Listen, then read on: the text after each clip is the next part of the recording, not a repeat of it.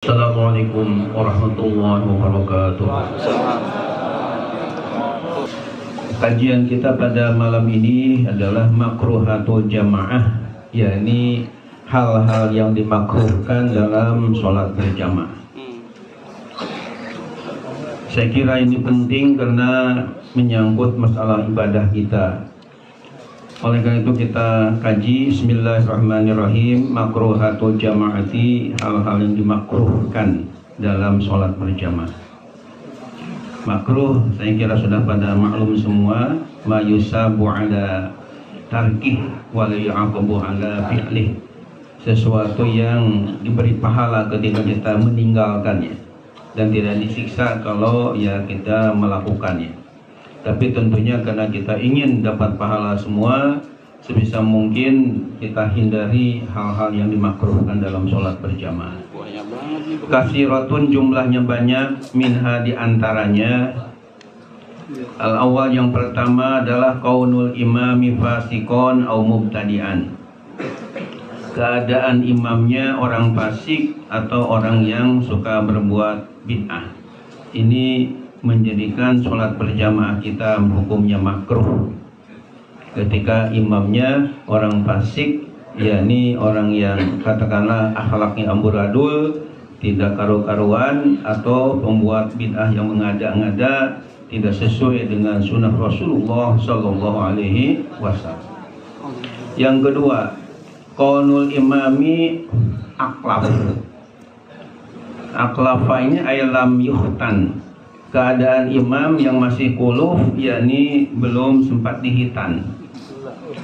Mungkin ada yang ma'alaf ya, belum sempat dihitan, dia sudah pintar baca Fatihah sehingga jadi imam. Nah, kita bermakmum kepadanya.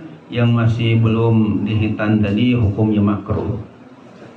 Kemudian yang ketiga, qaunul imami tamtaman au fa'fa'an au wa'wa'an. Ya, qaunul imam tamtaman au fa'fa'an au wa'wa'an. Artinya keadaan imamnya tamtam, fa'fa dan wa'wa. Maksudnya artinya yukarriru harfatai. Pengertian imam tamtam itu adalah ya yukariru, yang biasa mengulang-ulang harfata, huruf ta. Misalnya di dalam Quran itu huruf ta sebenarnya satu, tapi suka double. Misalnya harusnya siratal ladzina an'amta alaihim, ini diulang misalnya siratal ladzina an'amta alaihim. An'amta jadi an'amta ta, ya, itu namanya tamtam. Kalau fa'fa'an yang maksudnya adalah yukariru huruf fa, mengulang-ulang huruf fa. Misalnya harusnya fa'ammal ladzina amanu wa 'amilus shalihat, ia mengucapkannya fa'ammal ladzina amanu. Jadi fa'nya itu diulang-ulang, tidak satu. Padahal dalam Al-Qur'an hanya satu huruf. Diucapkannya diulang. Nah, ini namanya fa'an. Kemudian awwa'an, atau yang mengulang-ulang huruf waw. Misalnya wa bi'sal masir, wa bi'sal masir dibacanya wa bi'sal masir. Nah, ini mengulang-ulang huruf waw, padahal hanya satu dalam Quran, diulang beberapa kali. Ini namanya wa'wa'an. Itu makmum kepada imam yang seperti itu hukumnya makruh. Kemudian yang keempat, iqamatu jama'atin fi masjidin lahu imamun ratibun wa lam yahsha fawta fadilati awalil waqti. Artinya iqamatu jama'atin, mendirikan sholat berjamaah, fi masjidin, di sebuah masjid, lahu imamun ratibun, padahal masjid itu punya imam ratib, ya, imam yang sudah tertentu lah ya, tetap. Walam yahsya fauta fadilati awalil waktu, dan dia tidak khawatir hilangnya fadilah awal waktu. Misalnya mungkin imam yang tetap ini agak lambat datangnya, yang biasa mimpin berjamaah, kemudian ada grup yang mimpin berjamaah di masjid yang sama. Padahal waktunya masih awal, belum khawatir habis waktu, tapi sudah mengadakan sholat berjamaah. Itu jadi seperti itu hukumnya makruh. Harusnya tunggu dulu sampai imam rotib hadir. Kemudian yang kelima, iwijadus sofi wa adamu ikmali ma qablahu. Iwijadus sof itu artinya sofnya bengkok, ya. Iwijad itu kebalikan mustaqim. Kalau mustaqim lurus, tapi kalau iwijad muat itu artinya bengkok, artinya tidak lurus safnya, belengkok-belengkoknya. Wa adamu ikmali ma qablah, dan tidak sempurna saf yang ada sebelumnya. Jadi artinya ketika sholat berjamaah safnya itu tidak lurus, tidak rata, ya, belengkak-belengkok, ada yang kosong. Ini menjadikan sholat berjamaahnya hukumnya makruh. Kemudian yang keenam, inqita'us shaf, putus safnya. Jadi harusnya antara saf 1, 2, 3 itu nyambung, berdekatan ini terputus, ya. Nah ini juga menjadi makruh sholat berjamaah. Sementara yang ketujuh, musawatul imam fil mauqif, menyamai imam dalam waktu berdiri. Jadi si makmum ini berdiri dengan imamnya persis, kakinya ini sama. Nah ini menjadi makruh, harusnya sedikit mundur, ya. Jadi supaya ada bedanya antara imam dengan makmum. Ini udah isya nih. Ya, sedikit lagi ya, khusus yang makruh aja. Kemudian yang ke-8, muwafaqatul imam fil af'al ay muqaranatuh, menyamai imam di dalam perbuatan-perbuatan. Ay muqaranatuh artinya membarengi dengan imam. Misalnya bukannya ketika ruku kemudian baru ruku, tapi ketika imam ruku bareng dengan imam rukunya, atau sujud, imam sujud bareng sujudnya. Jadi tidak mengikuti. Nah ini hukumnya makruh, ya. Harusnya kata Nabi, innama ju'ilal imam liyutamma bih, wa idza kabbara fakabbiru, wa idza raka'a farka'u, wa idza sajada fasjudu. Sungguh dijadikan seorang imam itu untuk diikuti. Maka ketika imam takbir, ikutilah takbir. Ketika imam ruku, ikuti ruku.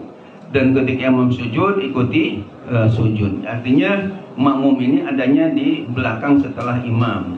Tapi kalau misalnya bareng-bareng dengan imam melakukannya, itu hukumnya makruh, ya. Bahkan kalau mendahului, dikatakan dalam hadis itu nanti wajahnya akan diganti dengan wajah keledai, ya.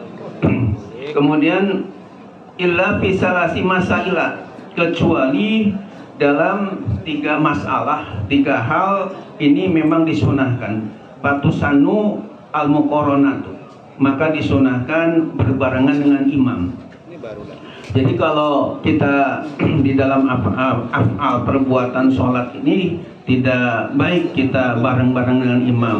Akan tapi ada 3 yang diistisna atau yang dikecualikan. Ini sunnah hukumnya berbarengan dengan imam. Yang pertama adalah inda ta'mini, ketika membaca lafaz amin. Setelah ghairil maghdubi alaihim waladdallin, amin. Jadi imam dengan makmum dalam amin ini sunnahnya bareng-bareng, tidak nunggu dulu imam, ya. Yang kedua, wa inda su'alir rahmah inda zikriha, dan ketika memohon rahmat, kasih sayang Allah, ketika disebut-sebut kaitan dengan lafaz rahmah yang ada di dalam Al-Quran. Misalnya ketika imam baca surah Ali Imran, misalnya ayat 8 yang ada kata-kata rahmah, ربنا لا تزغ قلوبنا بعد إذ هديتنا وهب لنا من لدنك رحمة إنك أنت الوهاب. Di situ kan disunahkan dalam hati kita, ya Allah, atini rahmatan min indi, berilah aku rahmat kasih sayang darimu. Nah, ketika imam berdoa ingin diberi rahmat Allah, makmum juga sama, ya, bareng-barengan imam berdoa kepada Allah. Itu sunnah hukumnya.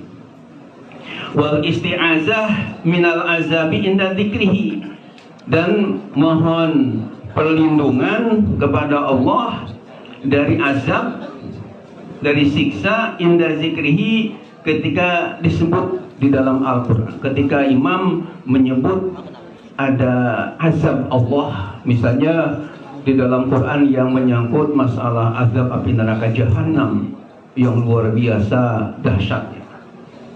Misalnya imam membaca surah katakanlah yang ada kata jahanam ini, surah Al-Mu'min ayat 60. Surah apa? Al-Mu'min. Kalau Al-Mu'min nggak ada, surah Ghafir, ya, sama. Surah Mu'min atau surah Ghafir ayatnya 60. Di situ kan ada firman Allah yang berbunyi begini, Innal ladzina yastakbiruna an ibadati sayadkhuluna jahannama dakhirin. Innal ladzina yastakbiruna an ibadati, sungguh orang-orang yang menyombongkan diri enggak mau ibadah kepadaku, sayadkhuluna jahannama, mereka akan masuk ke dalam api neraka jahanam, dakhirin, pakai ho, ya, dakhirin, dengan penuh kehinaan. Itu disunahkan kita mohon perlindungan kepada Allah dari api neraka jahanam tadi. Misalnya, Allahumma a'idni min azabi jahannam, ya Allah, lindungilah aku daripada siksa api neraka jahanam. Nah, itu antara imam dengan makmum sunnah bareng-bareng untuk berdoa. Wa fisana'i fil qunut, dan sunnah bareng-bareng dengan imam dalam sanjungan fil qunuti, dalam qunut, inda qaulil imam, ketika ucapan imam, fa innaka taqdi wa la yuqda alaik, ila akhiri, sampai akhir. Hadirin yang dimuliakan Allah, dalam doa qunut, ya, qunut subuh misalnya, itu kalau kita teliti maknanya tidak lepas dari dua isi, dua arti. Yang pertama, isinya itu adalah berupa doa. Yang kedua berupa sana, pakai sa, ya, bukan pakai sin tapi pakai sana. Artinya berisi doa itu artinya berisi permohonan kepada Allah, seperti misalnya Allahumma hdina, ya, kalau jama' Allahumma hdini ketika mufrad tunggal, ya Allah ihdini fiman hadai, berilah aku hidayah sesuai dengan orang yang Engkau telah berikan hidayah, dan seterusnya. Itu kan isinya doa sampai ujungnya wassallallahu ala sayyidina Muhammadin wa ala alihi wasallam, ya Allah berikan curhan rahmat dan kasih sayangmu kepada Nabi kita Muhammad sallallahu alaihi wasallam. Itu doa, sehingga sunnah awal yang mutamad, yang kuat adalah diaminkan, dan imam bacanya nyaring, bukan pelan. Nah, namun di dalamnya ada isinya sana. Sana itu artinya sanjungan kepada Allah, pujian kepada Allah. Dari mulai apa? Dari mulai mana? Dari mulai fa innaka taqdi wa la yuqda alaik, dan seterusnya sampai astagfiruka wa atubu ilaik. Itu artinya bukan doa tapi sana, tapi pujian. Nah, ketika mengucapkan sana kepada Allah, pujian kepada Allah, sunnahnya antara imam dengan makmum bareng-bareng membaca. Hadirin yang dimuliakan Allah, dikit lagi, 9 adalah as-sholatu munfaridan anisof, termasuk makruh dalam sholat berjamaah. Sholat munfaridan itu tersendiri, anisofi dari saf. Padahal dia bisa masuk tapi menyendiri di belakang sendirian. Ini hukumnya makruh di dalam sholat berjamaah. Yang ke-10, irtifa'ul makmum anil imam wal aksu. artinya makmum lebih tinggi daripada imam. Wal aksu, dan kebalikannya, imam lebih tinggi dari makmum ligori hajatin, tanpa adanya keperluan. Jadi harusnya antara imam dan makmum itu sejajar aja, jangan tempatnya itu yang lebih tinggi dari makmum atau makmum lebih tinggi daripada imam, kecuali kalau ada hajat. Kemudian yang ke-11, qaulul imam lahinan lahnan la yughayyirul makna. Adanya imam lahinan suka melakukan ya ucapan yang keliru, lahnan dengan kekeliruan, la yughayyirul makna, yang tidak sampai merubah kepada makna. Ini makruh hukumnya makmum kepada imam yang demikian. Misalnya yang tidak merubah makna itu, katakanlah misalnya dalam majais mutasil, misalnya harusnya 5 harokat, ini dibacanya cuma 2 harokat atau 3 harokat. Harusnya dibacanya idza jaa nasrullahi wal fath. Ini dibacanya idza jaa nasrullahi wal fath. Ini baru 2 ya harokat atau 3 harokat sudah langsung ke huruf berikutnya. Itu namanya lahan.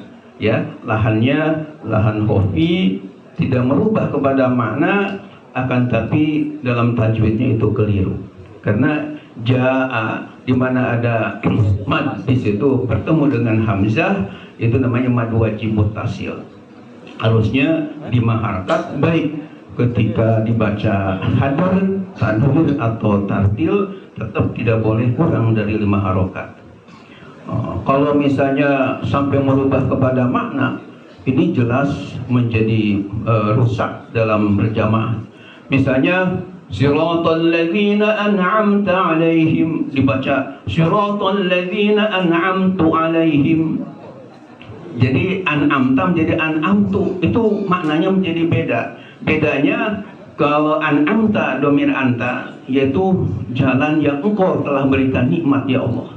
Tapi kalau siratal ladzina an'amtu, yaitu jalan yang telah aku berikan nikmat. Karena tu domir ana, sementara an'amta domir anta. Apalagi kalau bacanya siratal ladzina an'amti alaihim, ya domir anti perempuan nantinya. Ini kacau. Makanya harus hati-hati, jangan sampai Anda keliru. Kemudian yang ke-12, at-tabligh li ghairi hajatin, mengadakan mubalik tanpa ada keperluan. Bapak dan hadirin yang terhormat, kalau masjidnya luas kayak Masjidil Haram, Masjid Nabawi, ya, kadang-kadang kita dengar juga di Masjid Kuba Emas, ketika saya suka diminta khutbah Jumat di situ. Itu akan ada mubalik. Mubalik itu artinya penyambung lidah dari imam yang mungkin imam sudah sepuh, yang ketika imam Allahu Akbar kan mungkin kurang kedengaran, ada mubalik di belakang Allahu Akbar. Nah itu namanya mubalik ya. Nah mengadakan mubalik tadi boleh kalau ada hajat, kalau memang diperlukan supaya jamaah yang di belakang pada dengar ketika takbir intikal, takbir ihram atau takbiratul intikal, ya, artinya perpindahan dari rukun ke rukun. Tapi kalau misalnya masjidnya kecil, jamaahnya juga cuma beberapa puluh saja, nggak pakai mukabirus saut, nggak pakai mikrofon juga kedengaran, nggak perlu ada mubalik ya, itu makruh hukumnya. Kemudian yang ke-13, idza zada ma bainal imam wal ma'mum aksaru min salasati adru'in mitrin wa nisbin takriban. Idza zada, apabila nambah atau lebih, ma bainal imam wal ma'mum, antara jarak antara imam dan makmum, aksaru lebih banyak, min salasati adru'in, daripada 3 hasta. 3 hasta itu perhitungan hasta, ujung jari sampai siku, itu namanya 1 hasta. Diperkirakan di sini mitrin wanisbin, ya, mitri 1,5 meter, takriban kurang lebih. Dalam bahasa Arab itu ada takriban, ada tahdidan. Kalau takriban itu kurang lebih, kalau tahdidan pasti, ya. Tapi kalau takriban berarti kurang lebih. Jadi kalau misalnya makmumnya kejauhan dengan imam sampai lebih dari 3 hasta, itu hukumnya makruh dalam sholat berjamaahnya.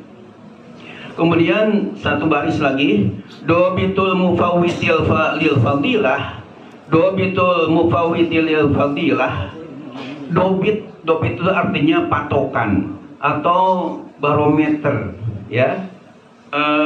Al-mufawwid lil fadilah, yang menghilangkan kepada fadilah berjamaah. Kullu makruhin, setiap yang dimakruhkan fi sholatil jamaah, dalam sholat berjamaah, yufawwitu fadilataha, maka akan menghilangkan fadilah berjamaah. Jadi yang disebutkan tadi dari 1 sampai 13 kaitan dengan kemakruhan dalam sholat berjamaah, kalau dilakukan ketika sholat berjamaah, maka fadilah sholat berjamaah yang 27 derajat itu akan hancur, akan hilang. Hanya sholatnya, pahalanya kayak sholat sendiri aja. Karena ada hal-hal yang makruh yang dilakukan oleh ya orang yang berjamaah tadi.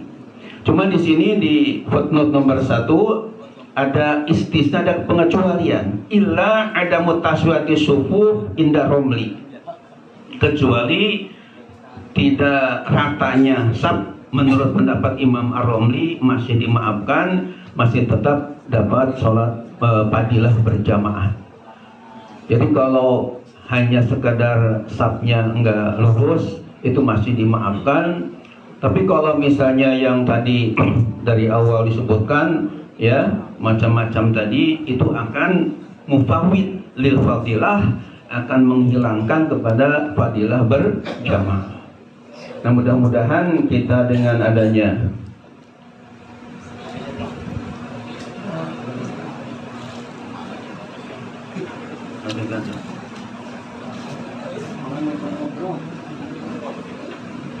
ya, jadi karena katanya masih ada tamu, minta supaya dilanjutkan sampai sholatnya Pak Syekh Iqbal beserta tamu hadir untuk sholat isya.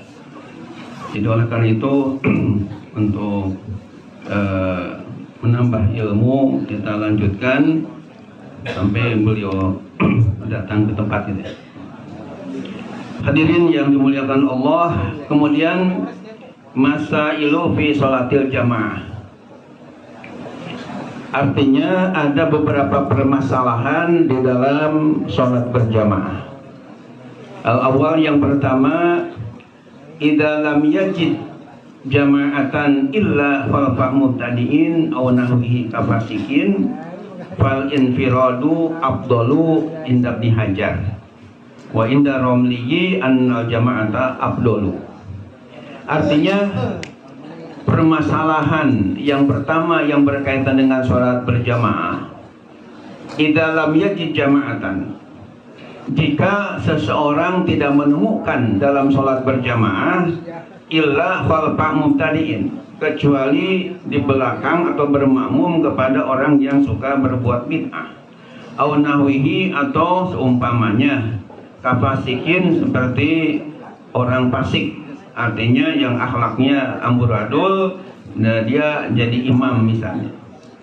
Ini pertanyaannya, apakah lebih baik kita sholat sendiri saja karena imamnya kondisinya seperti itu, atau kita gabung sholat berjamaah aja dengan imam tadi? Ini yang lebih utamanya yang mana? Nah, rupanya antara Imam Ibnu Hajar Al-Haytami dengan Imam Syamsuddin Ar-Romli ada beda pendapat. Menurut Imam Ibnu Hajar Al-Haytami, fal infiradu afdalu, maka sholat tersendiri, infirad itu munfarid, sholat sendiri itu lebih utama. Artinya kata Imam Ibnu Hajar, daripada kita makmum kepada orang ya imam yang akhlaknya amburadul tadi, lebih baik sendiri aja lah sholatnya, nggak usah gabung berjamaah dengan imam yang seperti itu. Tapi menurut Imam Ar-Romli, annal jama'ata abdolu, sholat berjamaah lebih utama dibandingkan dengan sholat sendiri. Kemudian yang kedua, masalah yang kedua, al-infiradu fil masajidi salasa, as-sholatu munfaridan fil haramain al-maki wal madani wal masjidil aqsa afdalu minas sholati jama'atan fi ghairihima inda Romli khilafan libni Hajarin.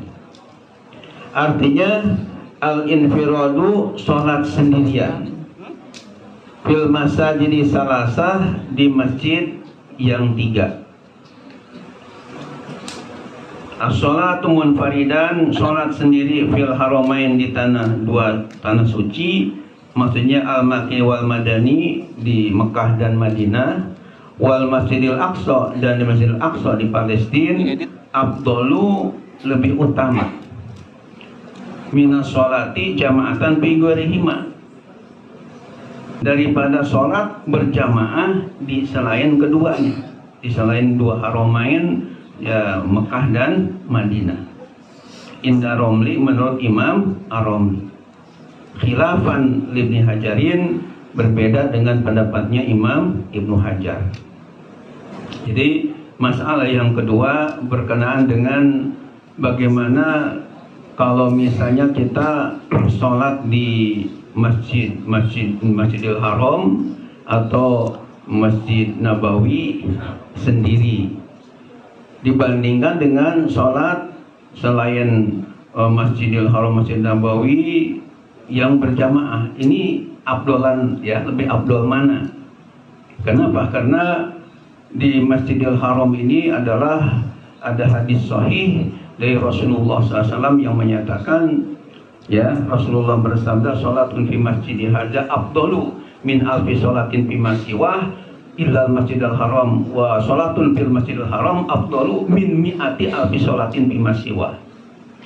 Sholat di masjidku ini, maksudnya Masjid Nabawi, lebih utama daripada 1000 kali sholat di selain Masjid Nabawi, kecuali Masjidil Haram. Dan 1 kali sholat di Masjidil Haram afdalul, lebih utama min mi'ati alfi sholatin fi masiwah, dibandingkan 100.000 kali sholat di selain Masjidil Haram. Sementara di Masjidil Aqsa saya baca hadisnya afdalu min khamsi mi'ati sholatin, lebih baik daripada 500 kali sholat di luar selain Masjidil Aqsa ya. Jadi yang paling tinggi Masjidil Haram, kemudian Masjid Nabawi, kemudian Masjidil Aqsa. Nah pertanyaannya, ketika kita sholat sendiri di Masjidil Haram, Masjidil Nabawi, dibandingkan dengan sholat berjamaah misalnya di Masjid Al-Huda atau Masjid ya At-Taqwa di sini di Indonesia, itu lebih pahalanya lebih besar mana, afdol mana? Ini juga ada perbedaan pandangan. Kalau Imam Romli mengatakan bahwa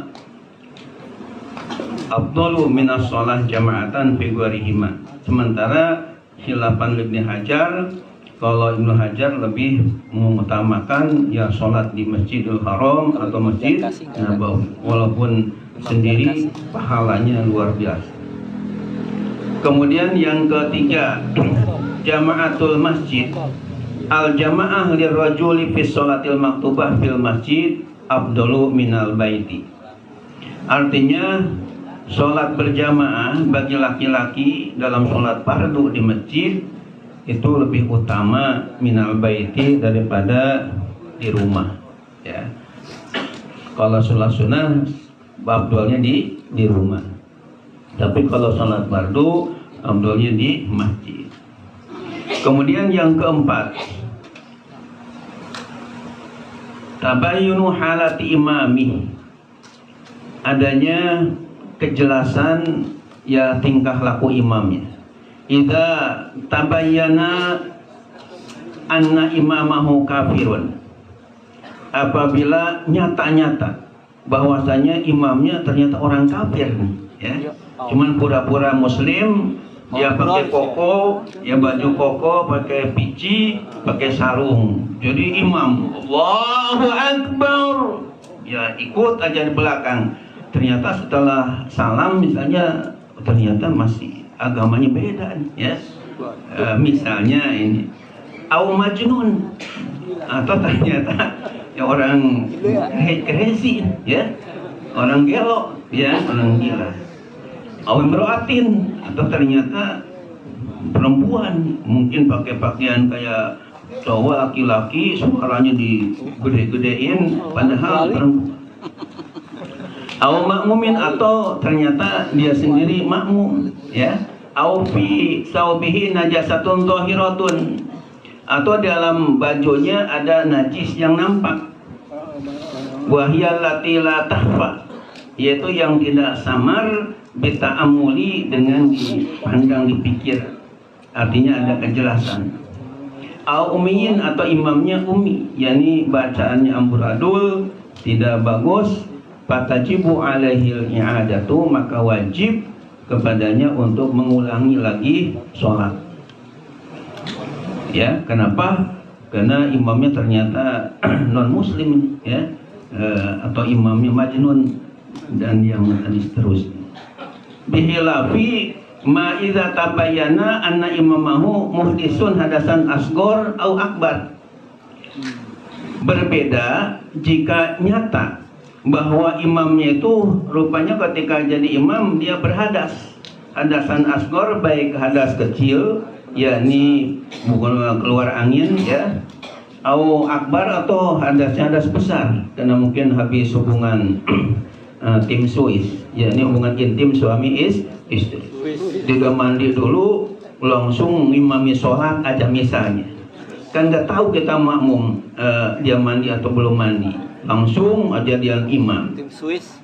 Au bihi najasatun khafiyah, atau imam punya ya ada najis yang samar, yang nggak kelihatan. Fala tajibu alaihil i'adatu, maka tidak wajib kepadanya untuk mengulangi, ya, karena imam ketika punya hadas tadi kita nggak tahu, nggak lihat, atau ada najis tapi najisnya samar, tidak nyata, maka dalam keadaan seperti itu makmum tidak wajib untuk mengulangi lagi sholatnya. Yang kelima, intizarul imam lidakhil. Masalah yang kelima adalah menunggu imam bagi orang yang masuk. Yustahabu, disunahkan, fir ruku'i wa tasyahudil akhiri, dalam ruku dan tasyahud akhir.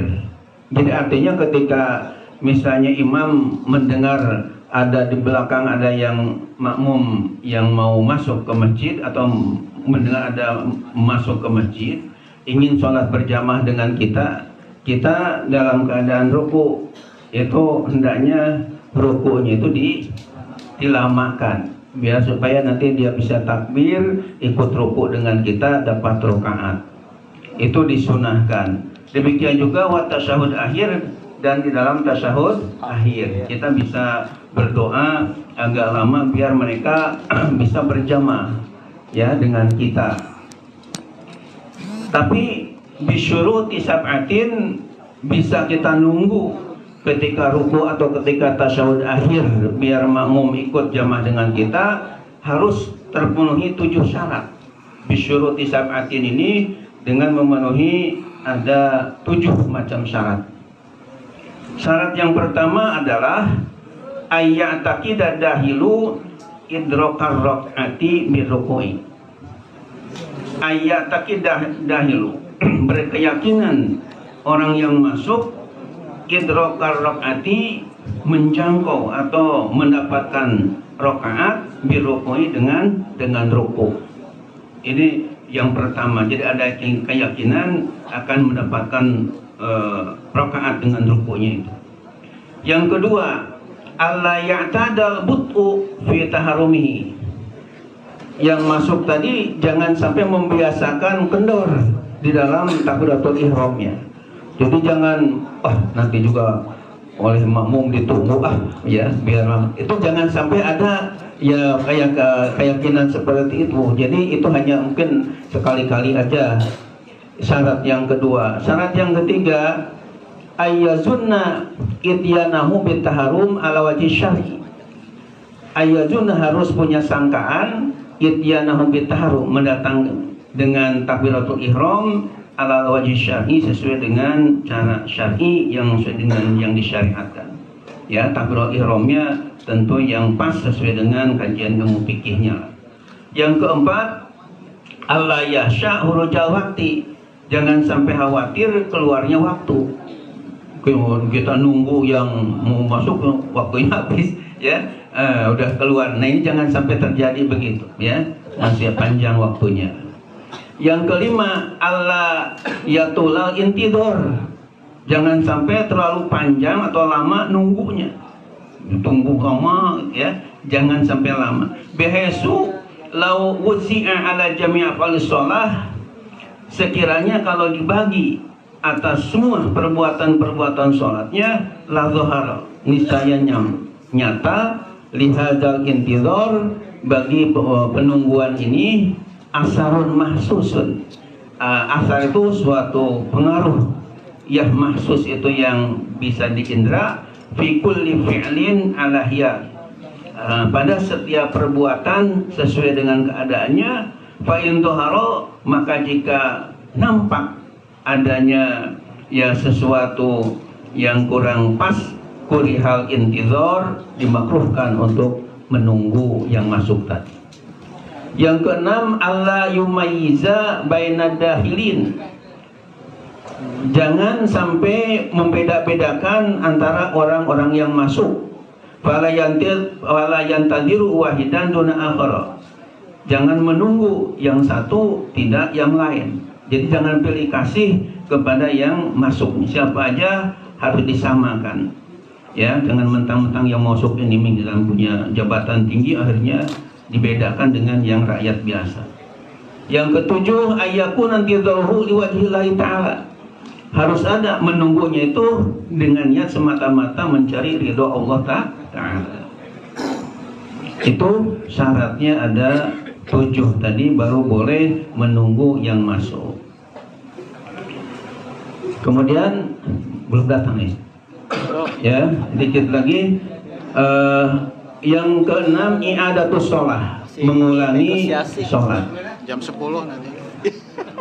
Tustahabu bi arba'ata asyara syartan, mengulangi sholat yang sudah kita lakukan ya dalam waktu yang sama disunahkan, tapi dengan memenuhi 14 syarat. Yang pertama, kaunuha fardhon aw naflan tusyra'u fil jamaah.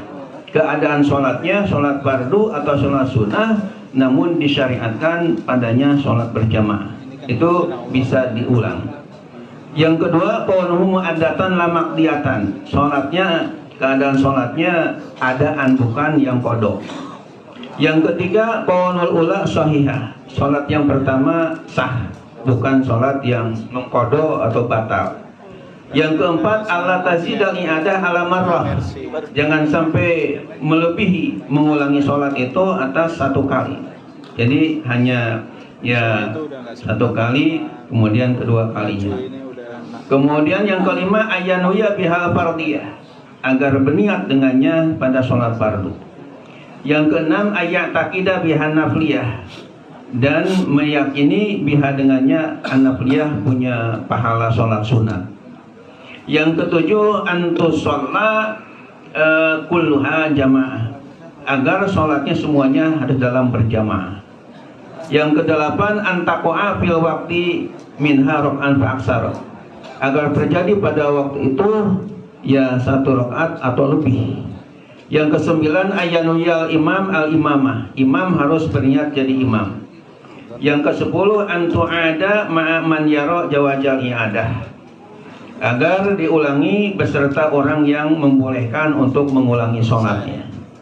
Yang ke-11, ayakuna fiha sawabul jamaah halal ihram biha, harus ada padanya pahala sholat berjamaah ketika takbiratul ihram biha dengannya. Yang ke-12, Allah takuna sholat syidatil haud. Jangan atau tidak keadaan sholatnya sholat yang sangat ya ada rasa ketakutan yang luar biasa. Yang ke-13, Allah takuna i'adatuha lil huruj minal khilaf. Jangan ada mengulanginya untuk keluar daripada khilafiyah atau perbedaan pendapat. Yang ke-14, Allah takuna sholat janazatin. Tidak ada sholatnya berupa sholat jenazah. Itu persyaratan boleh iadah dalam sholat sebanyak 14 macam. Insya Allah malam Jumat yang akan datang kita bahas babu sholatil musafir, bab mengenai sholat orang yang sedang bepergian. Insya Allah. Karena ini temanya beda lagi, jadi kita cukupkan sekian walaupun belum datang. Karena insya Allah sebentar lagi akan datang untuk kita sholat berjamaah isya. Demikian, mudah-mudahan bermanfaat. Mohon maaf lahir batin. Wassalamualaikum warahmatullahi wabarakatuh.